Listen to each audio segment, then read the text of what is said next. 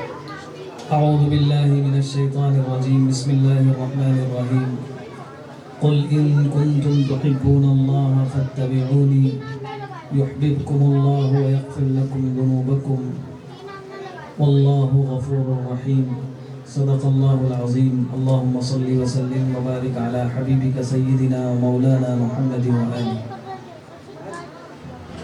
محترم بزرگوں اور دوستوں، عزیز دینی بھائیوں، پردہ نشین خواتین، ماؤں اور بہنوں، اصل بیان تو ہم سب کے محبوب اور محترم شہر کانپور کی عظیم شخصیت حضرت مولانا مفتی محمد سعد نور صاحب کا ہوگا، لیکن مولانا طیب صاحب کا حکم اس کی بنا پر میں 5-7 منٹ کے لیے آپ کے درمیان حائل ہو گیا اور صرف 2 باتیں عرض کرنی ہیں۔ پہلی بات تو جو پروگرام دیکھ کر دل میں تعصب پیدا ہوا اور مولانا کے تئیں جو جذبات دل میں پیدا ہوئے اس کا اظہار، اور دوسری بات جو مولانا نے حکم دیا کہ کچھ کہنا ہے وہ عرض کر دیں گے ایک بات انشاءاللہ۔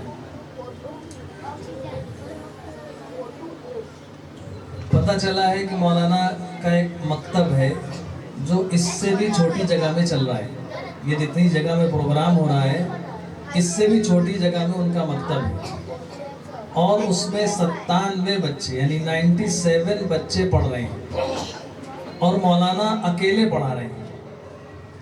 اتنے بچوں کو اس سے بھی چھوٹی جگہ پر اکیلے پڑھانا، یہ جو لوگ تعلیم اور تعلم کے کام میں لگے ہیں ان کو احساس ہوگا کہ کتنا بڑا مولانا کام کر رہے ہیں اور اس علاقے کے لیے کتنی بڑی خیر کا ذریعہ بن رہے ہیں۔ چھوٹی جگہ، اتنے زیادہ بچے تنہا پڑھانا، اور فیس اتنی کم ہے جتنے میں ہم لوگ شاید بہت سے لوگ تو ایسے ہوں گے اتنے کا روزانہ پان مسالہ کھا کے تھوک دیتے ہیں، اتنی فیس۔ اور آپ نے بچوں کا پروگرام دیکھا، 3 گھنٹے تقریباً بچوں کا پروگرام چلا اور مختلف چیزیں بچوں نے پیش کی آ کر۔ اس تیاری کے لیے تو ایک پوری ٹیم چاہیے ہوتی ہے جو بچوں کو تیار کرتی ہے، لیکن مولانا نے اتنی چھوٹی جگہ میں اکیلے اتنے بہت سارے پروگراموں کی تیاری، اس کو پیش کروانا، یہ واقعی نہایت ہی قابل قدر کام۔ مولانا کی ہمت، شجاعت، ان کی اب جو بھی کہہ لیجئے کم ہے۔ اللہ پاک ان کی نظر بد سے حفاظت فرمائے، ان کی عمر میں برکت عطا فرمائے، اور ہم سب کو اور خاص طور سے اس محلے کے لوگوں کو ان کی قدر کی توفیق عطا فرمائے۔ کام کے لوگوں کی جب قدر کرتے ہیں تو کام اور بڑھتا ہے۔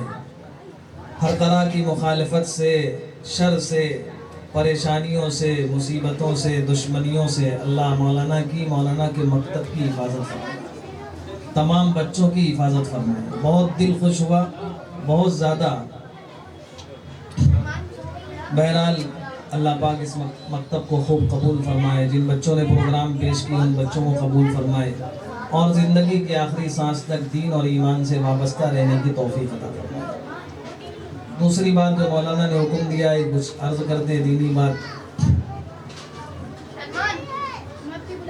ہماری اور آپ کی اور ساری انسانیت کی کامیابی اللہ نے دین اسلام میں رکھی ہے۔ ہمیں جو کلمہ ملا ہے، جو دین ملا ہے، یہ دین ہماری زندگی میں رہے اور ہم اسی دین کے ساتھ دنیا سے جائیں تو ہم کامیاب کہلائیں گے۔ اب اس دین پر ہم کیسے باقی رہیں اور یہ دین بچا کر محبت پیدا فرما دے۔ حضرت نبی کریم صلی اللہ علیہ وسلم کی محبت دین اسلام کی حفاظت کا مضبوط ترین قلعہ ہے۔ جس کے دل میں ان کی محبت ہوگی وہ کبھی گمراہ نہیں ہو سکتا، کبھی راہ راست سے بھٹک نہیں سکتا۔ جس کے دل میں ان کی محبت ہوگی، سچی محبت، نام کی نہیں، نام کی محبت کے نعرے لگانے والے تو بہت ہیں، سچی محبت جس کے دل میں ہوگی وہ کبھی راہ راست سے بھٹک نہیں سکتا۔ اب یہ سچی محبت دل میں پیدا کیسے ہوگی؟ اس کے لیے 3 کام مختصر سے اگر ہم کریں گے تو انشاءاللہ ان کی سچی محبت ہمارے دل میں پیدا ہو جائے گی۔ اور ہمارے دل میں پیدا ہوگی، ہم وہی کام اپنے بچوں کو تعلیم دیں گے، ویسی تربیت کریں گے، بچوں کے دل میں ان کی محبت پیدا ہوگی، انشاءاللہ ہماری نسلیں ایمان پر، دین پر باقی رہیں گی، جنت جانے والی بنیں گی، ہر طرح کی گمراہیوں سے محفوظ رہیں گی۔ 3 کام کیا کرنا ہے؟ ایک کام تو یہ کرنا ہے ان کی سچی محبت آنے کے لیے کہ ان کے طریقے پر عمل کرنا ہے۔ جو جس کے طریقے پر چلتا ہے اس کی محبت دل میں پیدا ہو جاتی ہے، بلکہ جس کی محبت دل میں پیدا ہوتی ہے اسی کے طریقے پہ انسان چلتا ہے۔ تو ان کے ہر طریقے پر عمل کریں۔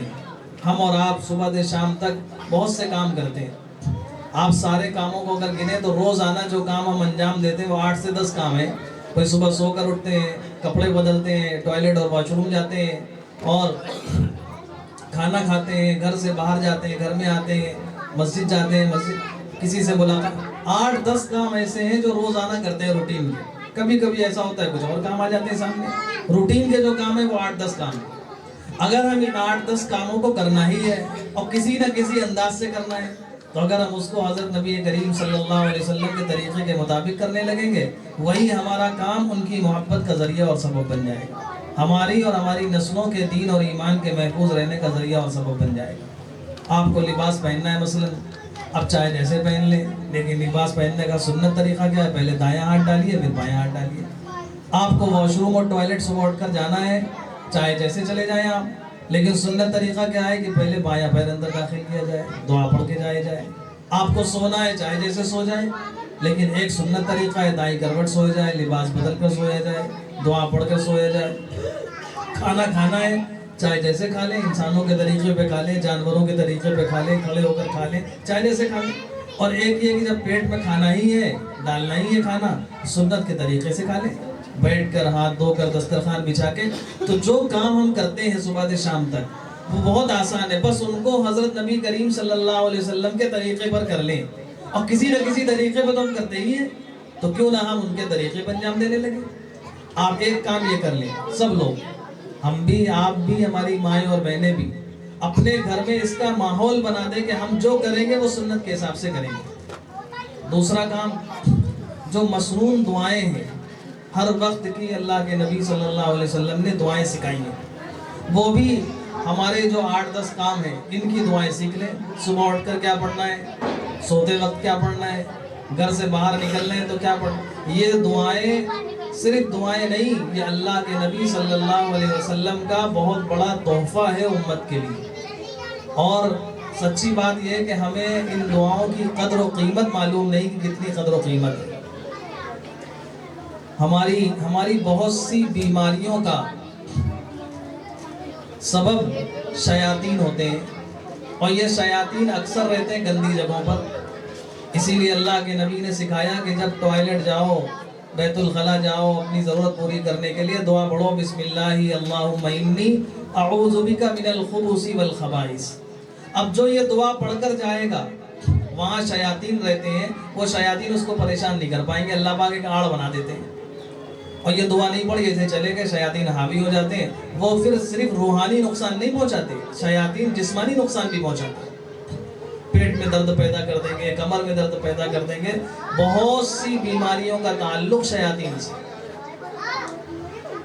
گھر سے ہم باہر نکلتے ہیں، دعا سکھائی بسم اللہ توکلت علی اللہ پڑھ لیا جائے تو فرشتے کہہ دیتے ہیں کہ اب تمہاری حفاظت کر دی گئی، تمہیں بچا لیا گیا، تمہیں صراط مستقیم سیدھے راستے کی ہدایت دے دی گئی۔ اب جو انسان دعا پڑھ کے نکلے گا انشاءاللہ واپسی تک اس کو کسی قسم کی کوئی تکلیف نہیں ہو سکتی، یقین کے ساتھ اگر پڑھا ہوگا۔ تو یہ دعائیں ہماری دنیاوی حفاظت کے لیے بھی ہیں جیسے دینی حفاظت کے لیے۔ تو مسنون دعائیں یہ مختصر سی ہیں، چند ہیں، وہ ہم اور آپ اگر تھوڑے دن محنت کر لیں، ہفتے 10 دن تو ساری دعائیں یاد ہو جائیں۔ وہ دعائیں خود بھی یاد کریں، اپنے بچوں کو، نسلوں کو یاد کرائیں اور ان کا ماحول بنائیں۔ ہم نے بعض گھروں میں دیکھا کہ جیسے مساجد وغیرہ میں بھی ہوتا ہے، لیکن بعض گھر کے وقت سامنے دیوار میں باہر نکلنے کی، تاکہ بچے اگر چھوٹے ہیں وہ بار بار دیکھ کر ان کو ذہن میں آ جائے کہ جب جانا ہے دعا پڑھ کے جانا ہے۔ ہم اپنے گھروں میں ایسا بنا لیں، جہاں ہم کھانا کھاتے ہیں، دسترخوان بچھاتے ہیں، وہاں کھانے کی دعا لگا کر رکھ لیں، تاکہ دیکھتے ساتھ یاد آ جائے، اور جب تھوڑے دن عمل ہو جاتا ہے، پریکٹس ہو جاتی ہے، وہ چیزیں عمل میں آ جاتی ہیں۔ تو مسنون دعاؤں کا اہتمام۔ تو پہلا کام اللہ کے نبی صلی اللہ علیہ وسلم کی محبت حاصل کرنے کے لیے کہ ہم جو کریں ان کے طریقے پر کریں. دوسرا جو دعائیں انہوں نے سکھائی ہیں مختلف کاموں کی ان دعاؤں کے پڑھنے کا اہتمام کریں. اور تیسرا کام خوب کثرت کے ساتھ درود شریف پڑھیں. درود شریف درود و سلام ہم جتنا پڑھیں گے اتنی ان کی محبت بڑھتی چلی جائے گی. اور علماء نے لکھا ہے کہ کثرت کے ساتھ کا مطلب یہ ہے کہ کم سے کم 3 تسبیحات تو درود شریف کی پڑھ ہی لینا چاہیے. تو یہ درود شریف کا اس کا اہتمام کریں. یہ 3 کام اگر ان کا اہتمام کریں گے تو انشاءاللہ ہمارے دل میں حضرت نبی کریم صلی اللہ علیہ وسلم کی محبت پیدا ہوگی.